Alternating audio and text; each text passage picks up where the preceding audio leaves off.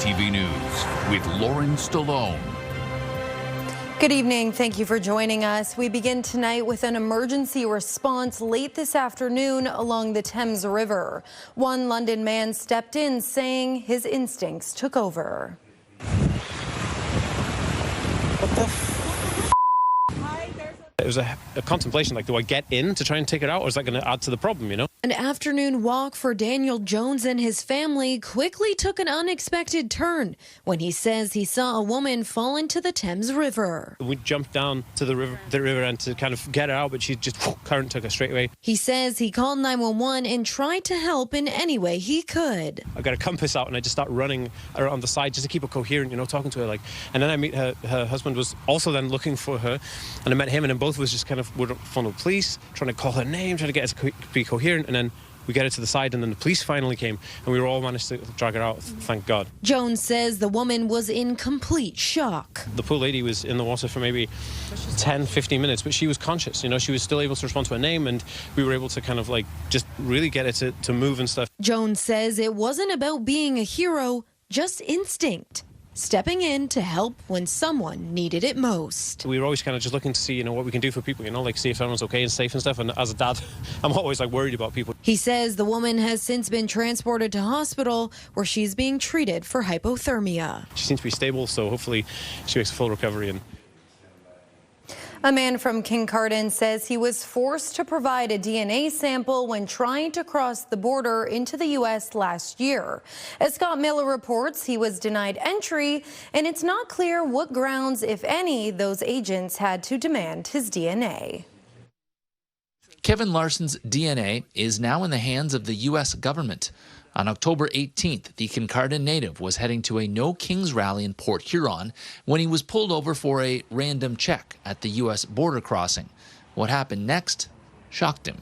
They took my picture, took my fingerprints, and about 2.5 hours in, they said, we're not going to allow you entry, but first you have to give a DNA sample. I said no twice.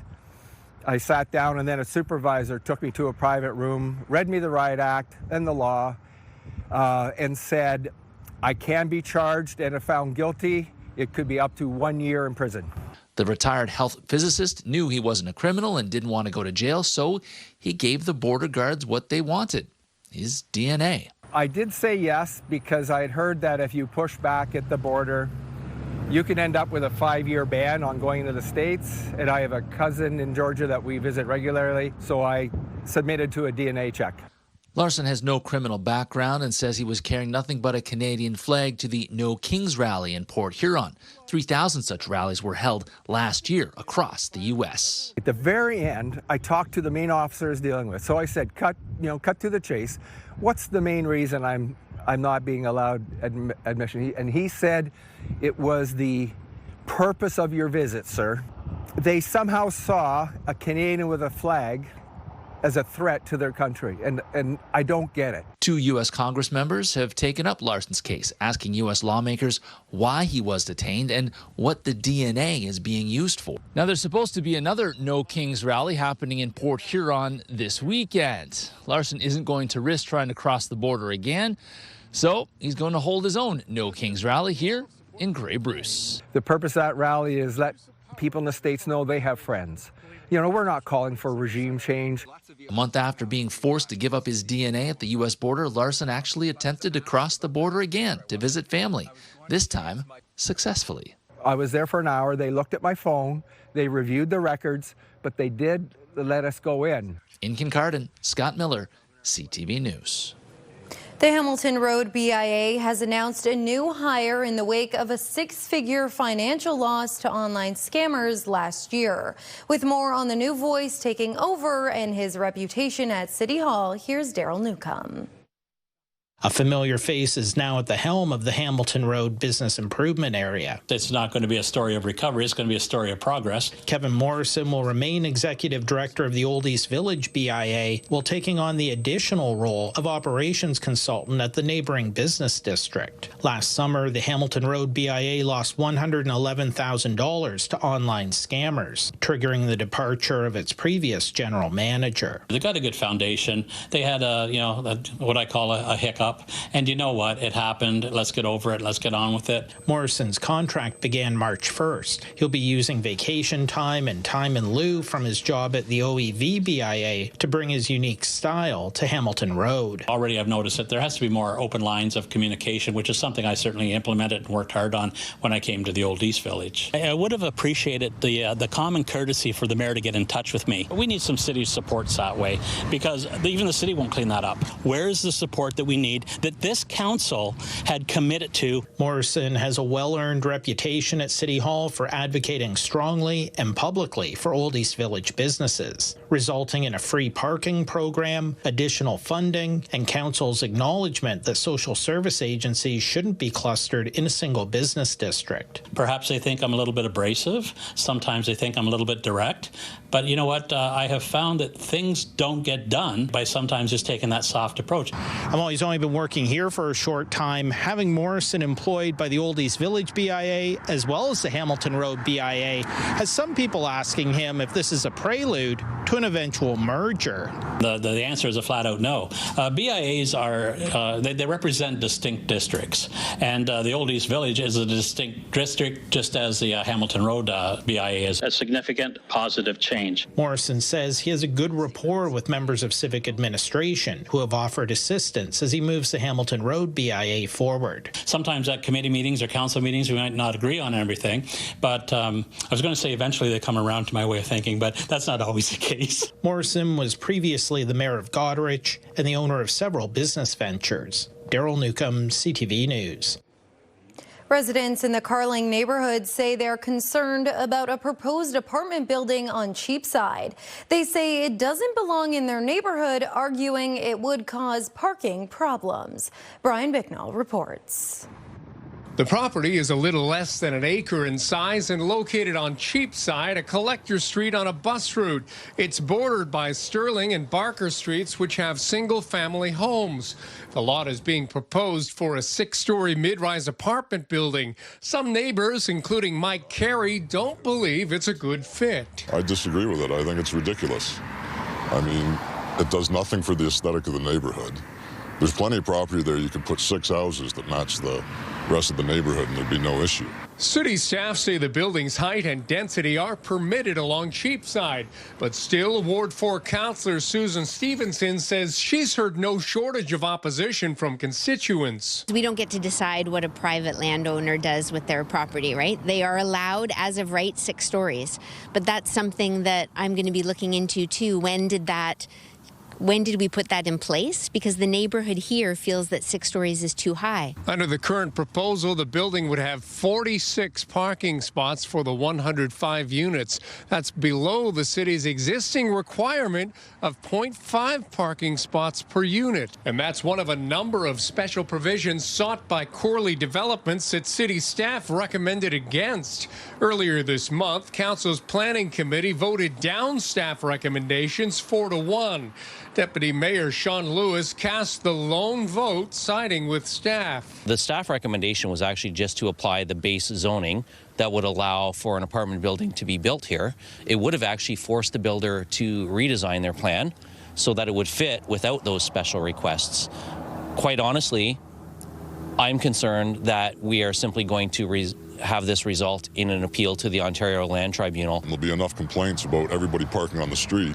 Next thing you know, they'll be putting the no parking on the streets, which just screws over everybody else in the neighborhood. The full city council considers the proposal on Tuesday. Brian Bicknell, CTV News. London police say they are trying to identify a person of interest after a local MPP's office was vandalized. They say someone smashed out windows at Peggy Sutler's Commissioners Road West office. According to police, a man dressed in dark clothing was seen on video between 12:20 and 12:30 a.m. Sunday. They're asking anyone with information to contact them. Lawyers for a local doctor say mischief charges have been dropped related to a pro-Palestinian demonstration in 2024. Tarek Lubani was set for trial later this year, accused of squirting ketchup on the front of MP Peter Francescatos' office. In a statement, his lawyers say the charges were dropped earlier this week, calling out London police for laying them in the first place, saying it was a waste of the court's time. In a statement to CTV News, London police say the London Police Service respects the independence of the Crown Attorney's Office and its decision in this matter. It is important for the public to understand that police and Crown apply different legal thresholds. Lubani was previously charged with mischief in 2023 for a similar incident and had those charges dropped. St. Thomas police say they've charged 2 people following raids across Elgin County last week. Police released this image of what they seized. They say it was a fraud and identity theft investigation which led them to drugs, weapons, cash, and various documents, while carrying out 2 search warrants. 2 women, one from St. Thomas and one from Fingal, are in custody. The family of a boy killed as he was getting off a school bus just over a year ago are seeking more than $5.5 million in a civil lawsuit. 7-year-old Dante Caranci was hit by a driver in mid-December 2024 on Longwoods Road. The lawsuit names a carrier who was making deliveries in the area, the bus driver, and the City of London. London police have since charged the carrier and the bus driver. The statement accuses the city of failing to address safety issues on and in the area, describing a history of complaints about speeding. Lang's Bus and the organization that oversees local school bus operations were also named in the suit. The London Knights played their first game of the 2026 playoffs tonight against the Sioux Greyhounds at Canada Life Place. For the Sioux Greyhounds, Brown up on the pins, now centered pass, they score off the hole! The Knights scored one early in the first to make it a 1-goal game. The Knights and Greyhounds played each other 4 times during the regular season. London won 3 of those games, 2 of which were decided in a shootout, but tonight they couldn't get it done. The Knights lost 4-1 in the final and will be back on Sunday for Game 2. Coming up, the Artemis II crew arrive at the Kennedy Space Center, counting down to next week's moon mission launch.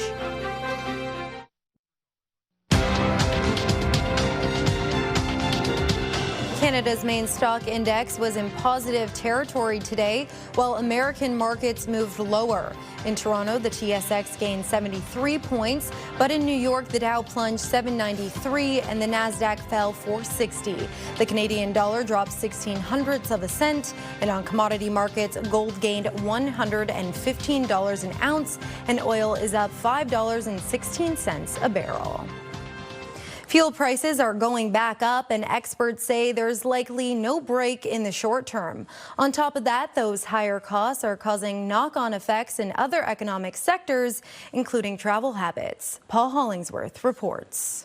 With gas prices on the rise, drivers and entire industries are feeling the squeeze. Trying to manage, you can say, because we can't survive without a gas. And the pressure at the pumps also continues to spike. The car needs gas, so I just do what I got to do at the end of the day. Trevor Wheatley's van is his office. When he's busy, he drives a lot. Wheatley says the cost of fuel slashes the bottom line of his plumbing business. It's been climbing and climbing, and of course, driving a bigger rig like myself, yeah, definitely it's going to impact, the cost. As Wheatley's overhead becomes more expensive, he passes it on to his customers. I got to charge people, I got to charge travel time now because of covering costs for gas is very important. Fuel analyst Carol Montroy says gas and diesel prices are up alarmingly across Canada since the start of the Iran war. Gasoline up 30% and diesel up 40%. Montroy says if this trend continues, it's safe to predict what will happen next. As we get way above $175, $180, getting close to $2 a liter,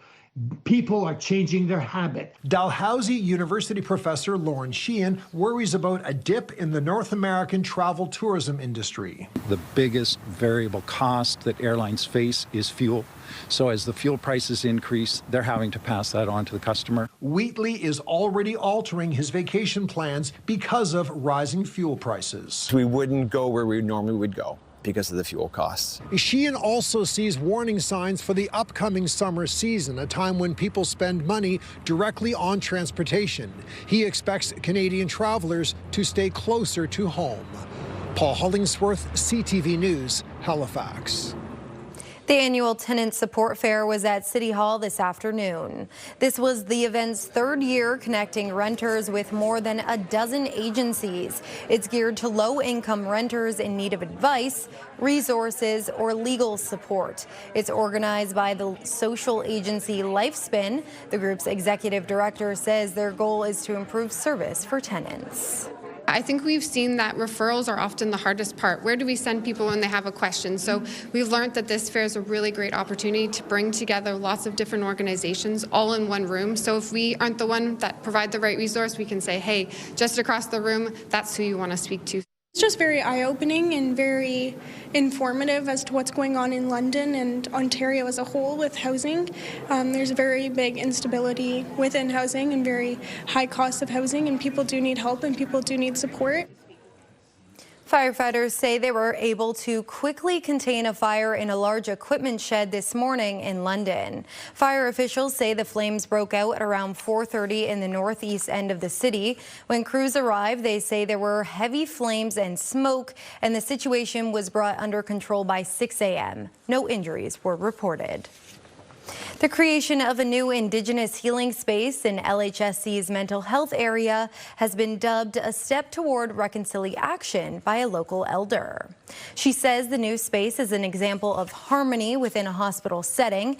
It's meant to offer healing for patients unable to access care at other locations on the grounds. The new room features a medicine circle and local Indigenous art with ventilation for smudging ceremonies. Team members involved say the space is about providing patients with solace.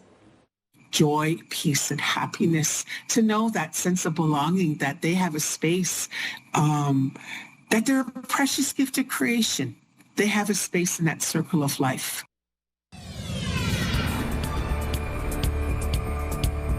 To the night, the clouds will start to increase. Our temperatures, though, they're going to remain well below seasonal. We have a cold air mass in place. It's all thanks to gusty winds over the lake throughout the day today, although we had a lot of sunshine to kick things off Friday. Will we hold on to that sunshine as we head into the weekend? I'll have the answer on the other side of this break. Rita Ismail joins me now with your full weather forecast. Rita? Lauren, we had a lot of sunshine today, but it wasn't enough to warm us up. Our high 2 degrees. Normal this time of year is 7. The record back in 1998, we hit 23 degrees. Record low -12 in 1996. Now, as we head into the night, we're seeing more clouds start to roll in. It is in advance of a weak low pressure system that will swing on through early Saturday morning. Now, it's not packing a lot of moisture, and we won't really feel the impact of that system here in London, but further to the areas north of us, we will see some light flurries, especially overnight tonight around 2 a.m. throughout Grey Bruce.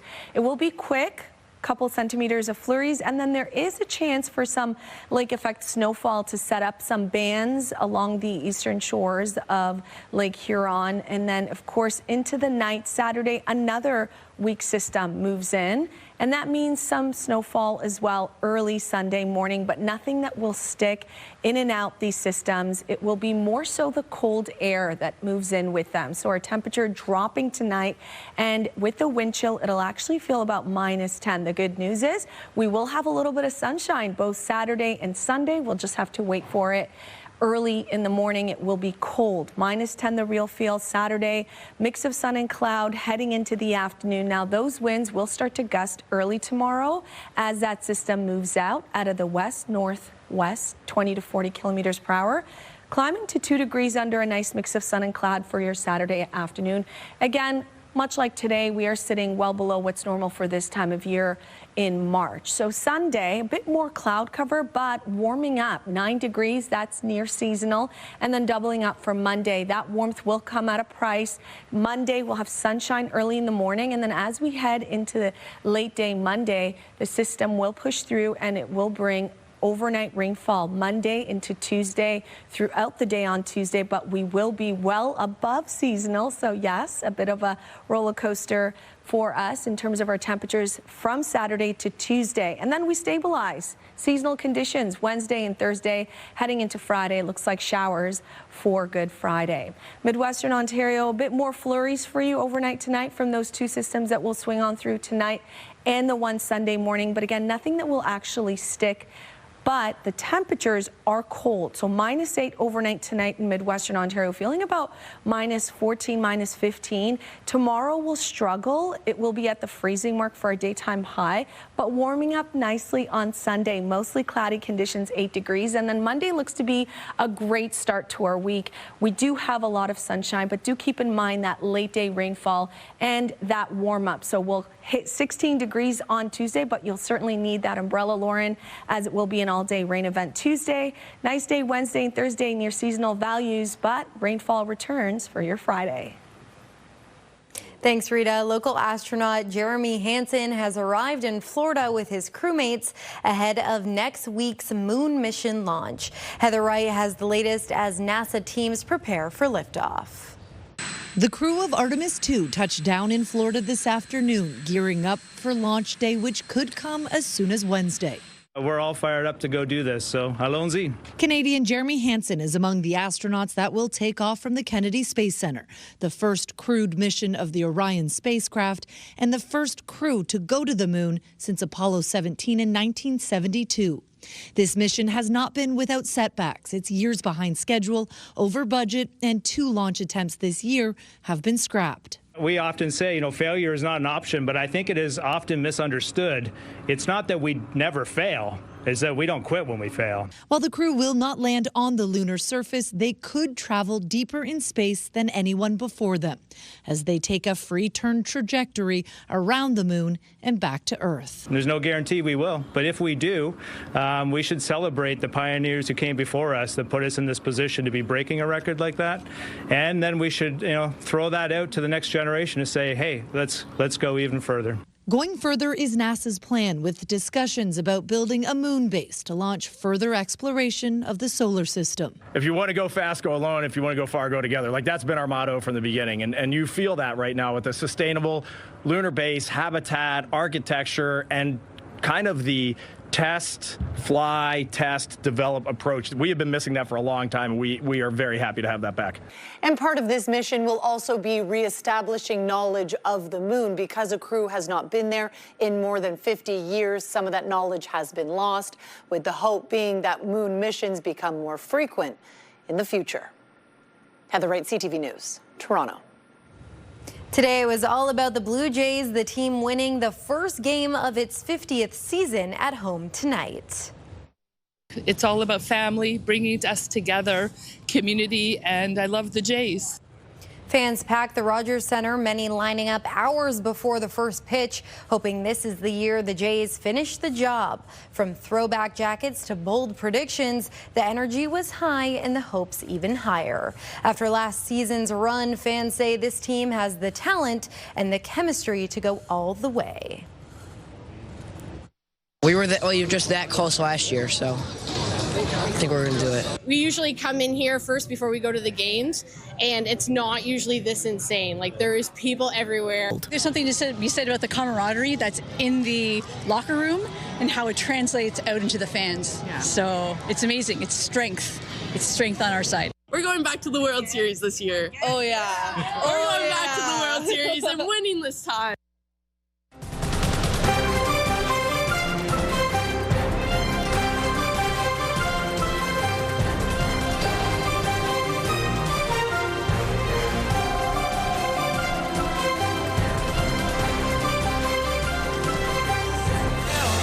Country 93.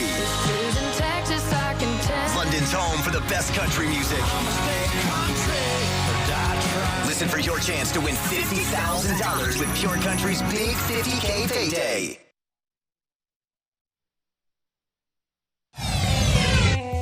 CTV News London has a newsletter helping you start your day with the latest local headlines. By signing up, you'll get local news content from CTV London direct to your inbox, including top stories, the forecast, and videos. You can sign up at ctvnewslondon.ca. Finally tonight, one Windsor man's latest trip to the hospital was life-changing. He guest starred on this week's episode of The Pit as a patient who ends up in need of life-saving care. With more, here's Robert Lothian. It's something hard. I don't really remember the rest. Under the bright lights of Hollywood wasn't where Shane Devin Nelson expected to receive his most important operation to date. It's so surreal being able to say that I got to act alongside Noah Wyle, who is the Emmy Award winner for Best Actor. That still hasn't fully set in yet. The Windsorite guest starring in the latest episode of Emmy Award-winning drama The Pit. Dante Casella, 34, blunt trauma from a fireworks explosion in a storage unit. Injured in a firework accident, Nelson's character is in the ER for a gruesome head injury. There was a moment where Fiona Dourif was kind of like, all of America is going to see your scalp and be like, oh my God, and cover their eyes, It's a big break for the Walkerville Collegiate alum who's appeared in shows like Chicago Fire and the Murdoch Mysteries. Nelson spent 4 days in Los Angeles last fall shooting for the hit medical drama. So there's just this beautiful buzz that exists even between the crew members. The crew and the cast are like this, Preparing for a character whose life is on the line, though, takes layers of creativity. Every morning on set, I would go into the makeup artist's office and they would put the wig on me, just lather my scalp in glue and then fit it on, and then they add the blood effects. Fortunately, his road to recovery came faster than most. Each scene over the 4 days, eventually getting to the point where they staple it up and it's all healed. Nelson's biggest hits, he feels, are still to come, with his latest showing making it to the screens of millions, just another step in the right direction. I hope that I'm an actor that somebody can then go, oh, I got to work with this award-winning actor named Shane Devin Nelson. I think that would be a beautiful kind of full circle moment. For now, he's working on the release of a new show and waiting to see his own play brought to life, all while sharing the path he hopes others in Windsor will consider. I'm hoping to spread the word to the city and kind of put us on the map a little bit and show that it's possible to become an actor and a performer out of Windsor and make a career for yourself. Robert Lothian, CTV News. That's our time tonight. Thanks for watching. We'll see you next time. I'm Lauren Stallone. Have a good night.